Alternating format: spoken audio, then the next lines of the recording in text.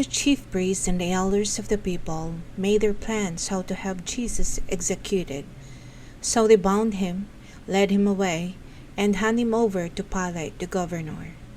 When Judas, who had betrayed him, saw that Jesus was condemned, he was seized with remorse and returned the 30 pieces of silver to the chief priests and the elders.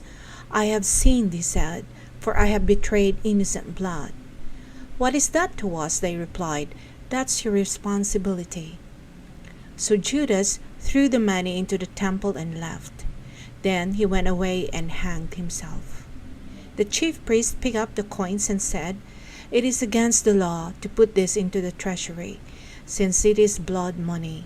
So they decided to use the money to buy the potter's field as a burial place for foreigners.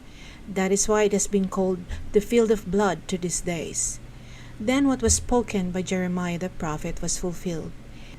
They took the 30 pieces of silver, the price set on him by the people of Israel, and they used them to buy the potter's field, as the Lord commanded me.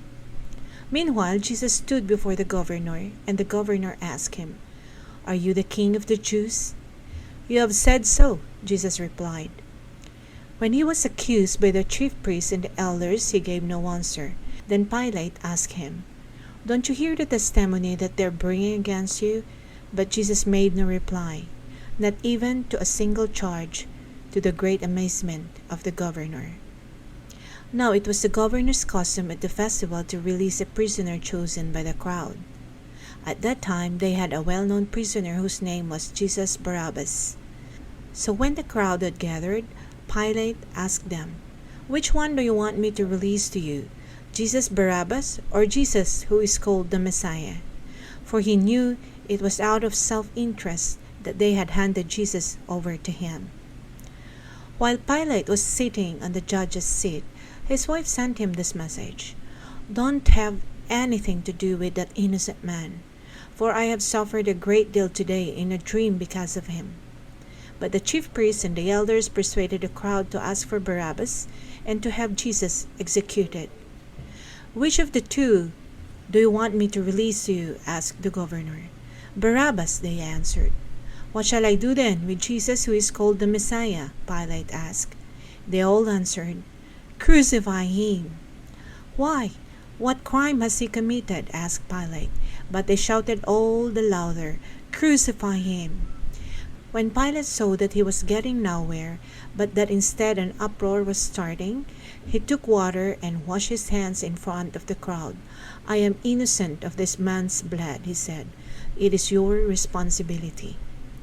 All the people answered, "His blood is on us and on our children."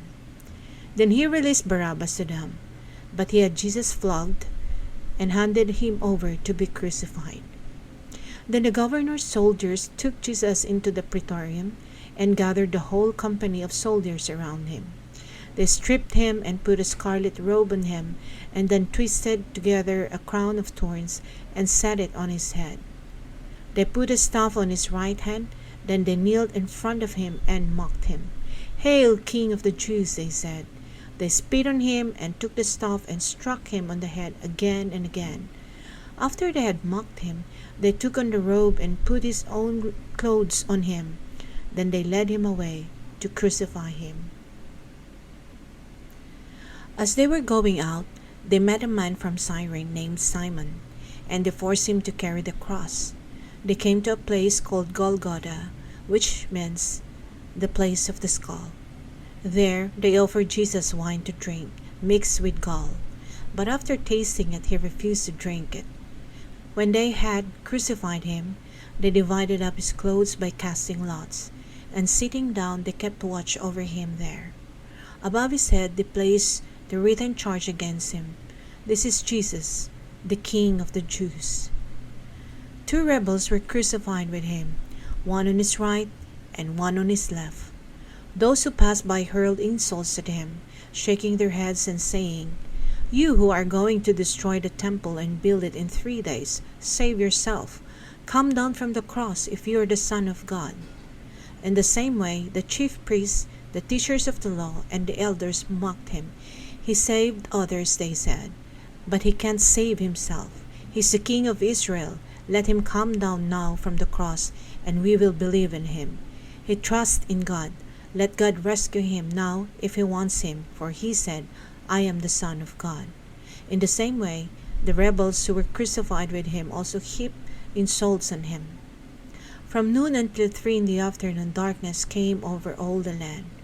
About 3 in the afternoon, Jesus cried out in a loud voice, Eli, Eli, lema sabachthani, which means, my God, why have you forsaken me?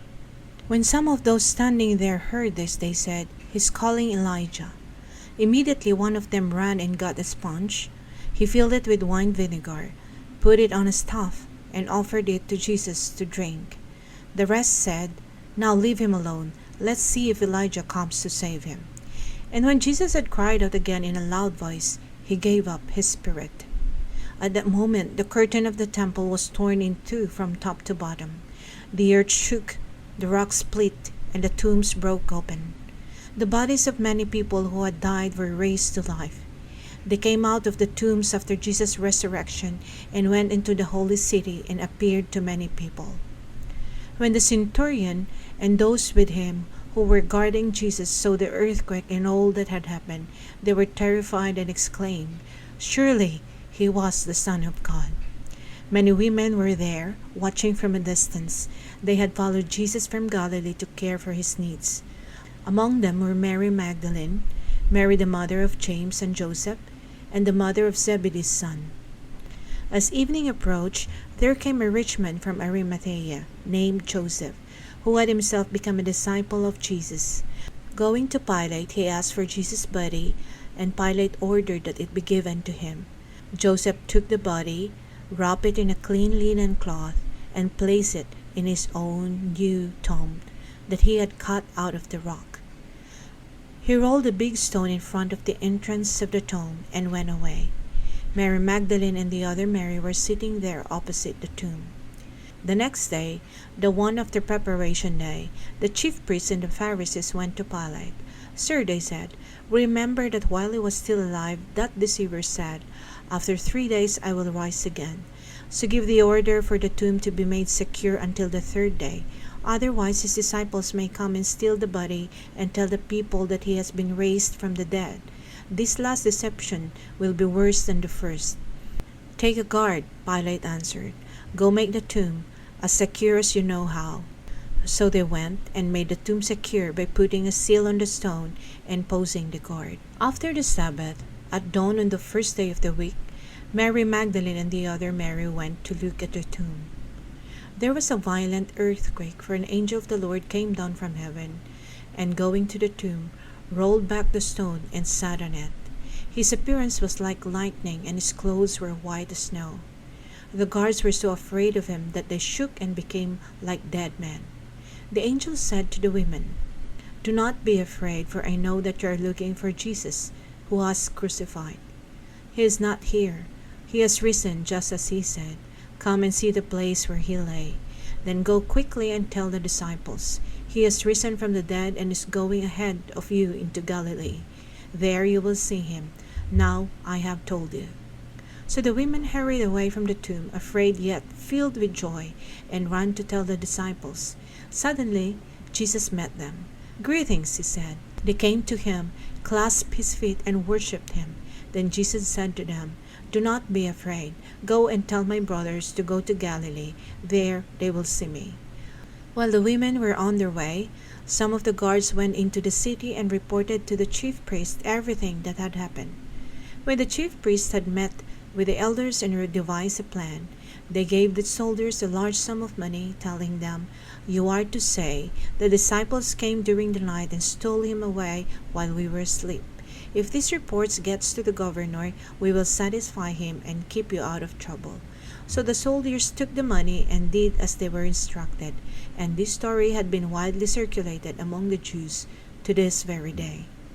Then the 11 disciples went to Galilee, to the mountain where Jesus had told them to go. When they saw him, they worshipped him, but some doubted. Then Jesus came to them and said, All authority in heaven and on earth has been given to me. Therefore go and make disciples of all nations, baptizing them in the name of the Father, and of the Son, and of the Holy Spirit, and teaching them to obey everything I have commanded you. And surely I am with you always, to the very end of the age.